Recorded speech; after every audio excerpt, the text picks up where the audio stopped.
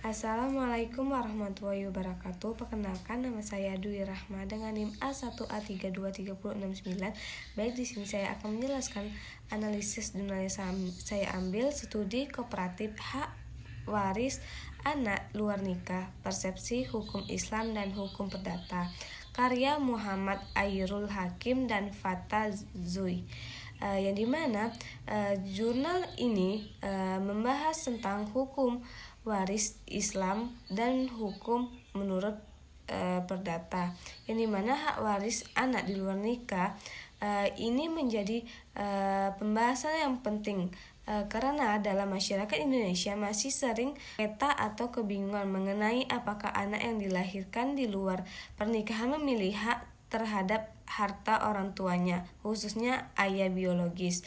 Penelitian ini melakukan wawancara langsung, melainkan menelaah berbagai sumber hukum seperti Kitab Undang-Undang Hukum Pidana atau KUHP atau KHI atau Komplikasi Hukum Islam serta MK Hukum Mahkamah Konstitusi, yang dimana digunakan untuk menganalisis kesesuaian antara hukum dan relasi sosial yang berkembang di masyarakat.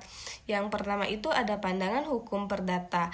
Dalam hukum perdata KUHP, anak yang lahir di luar nikah tidak otomatis memiliki hak waris dari ayah biologisnya, kecuali jika telah diakui secara sah berdasarkan pasal 280 KUHP Perdata. Mengakui hal tersebut dapat dilakukan secara sukarela oleh ayah atau ibu yang memiliki hubungan dengan ayah biologis apabila dapat dibuktikan adanya hubungan darah melalui tes DNA atau bukti lainnya yang sah.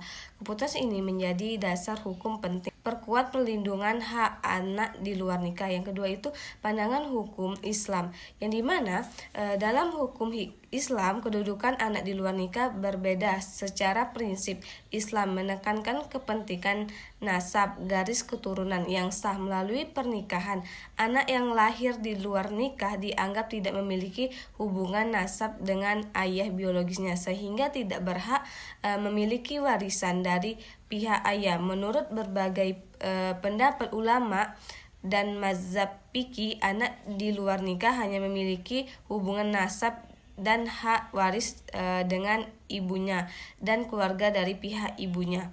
Artinya anak tersebut hanya bisa mewarisi dari ibunya, bukan dari ayah biologis. Dasar hukumnya diawali dari hadis Nabi Muhammad SAW yang menyebutkan bahwa anak hasil zina hanya memiliki hubungan nasab dengan ibunya.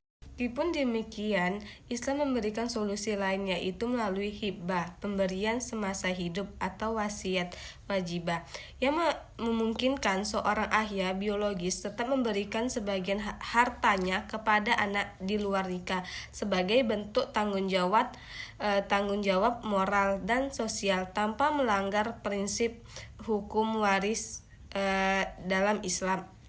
Nah, selanjutnya itu kesimpulannya itu bahwa kedua sistem hukum memiliki tujuan yang sama, yaitu melindungi hak anak, namun berbeda dalam cara dan dasar hukumnya.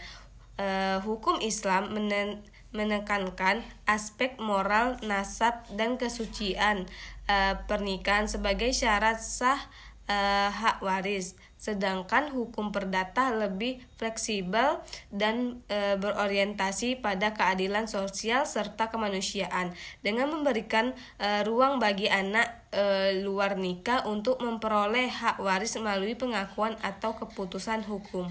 Baiklah, yang kedua itu tinjauan hukum perdata terkait dengan kedudukan hukum dan hak waris anak di luar nikah, karya Rachel dan Maria Jessica Laura Gunawan.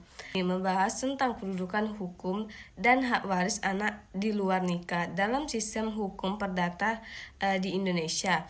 Ini sangat penting karena berkaitan langsung dengan keadilan dan perlindungan hukum bagi anak yang lahir di luar nikah yang sah. Dalam praktiknya, status hukum anak di luar nikah sering sekali menjadi perdebatan, terutama sebelum adanya putusan Mahkamah Agung Konstitusi atau MK.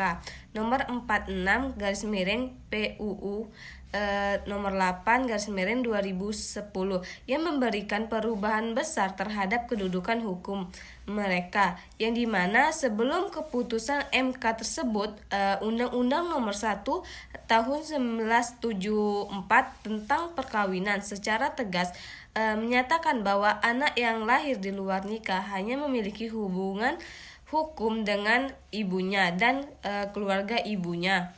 Artinya anak di luar kawin tidak diakui memiliki hak waris terhadap ayah biologisnya. Hal ini menimbulkan ketimpangan dan diskriminasi terhadap anak yang tidak lahir dari perkawinan sah.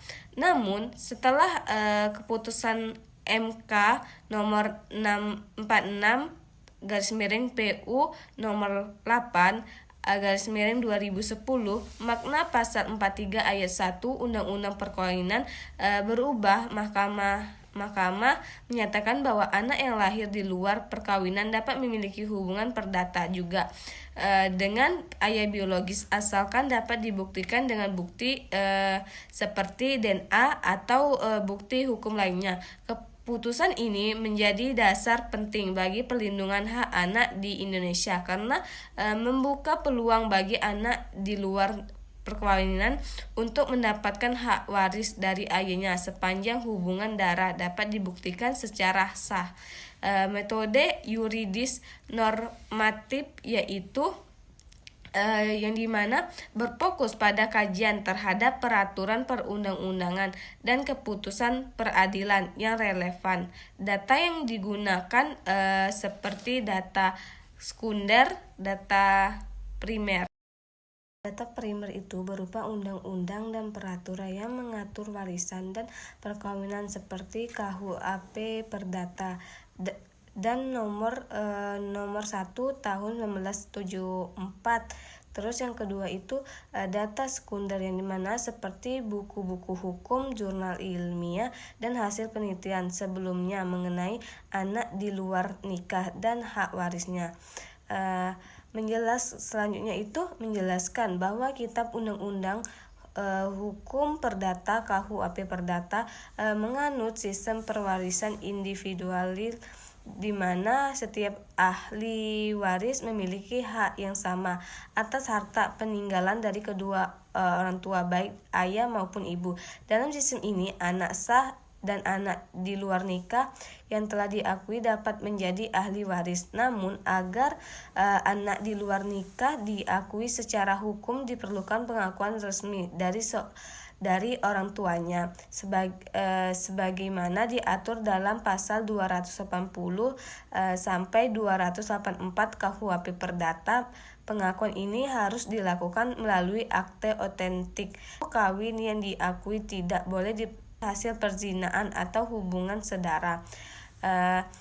Pengakuan sah dilakukan anak di luar nikah, hak atas warisan tetap besarnya tidak sama dengan anak sah berdasarkan pasal 863 KUHP Perdata. Selanjutnya itu kesimpulannya menunjukkan bahwa perkembangan hukum di Indonesia semakin berpihak kepada perlindungan hak anak di luar nikah, terutama setelah adanya keputusan MK yang dimana menyimpulkan bahwa anak di luar nikah yang dapat membuktikan hubungan biologis dengan ayahnya kini berhak atas warisan dan pihak ayah bukan hanya dari ibu, yang dimana seperti 1. Pengakuan anak di luar kawin harus melalui prosedur hukum resmi seperti pembuatan akte otentik dan persetujuan ibu. Selanjutnya itu meskipun anak di luar kawin sudah diakui, besarnya warisan tetap terbatas, tidak sama dengan anak sah. Yang selanjutnya itu hukum perdata di Indonesia berusaha menegakkan keadilan hukum tetapi tetap menjaga moralitas sosial dan tidak menyamakan secara mutlak kedudukan anak di luar nikah dan anak sah. Sekian dari saya, semoga bermanfaat. Akhiri, wassalamualaikum warahmatullahi wabarakatuh.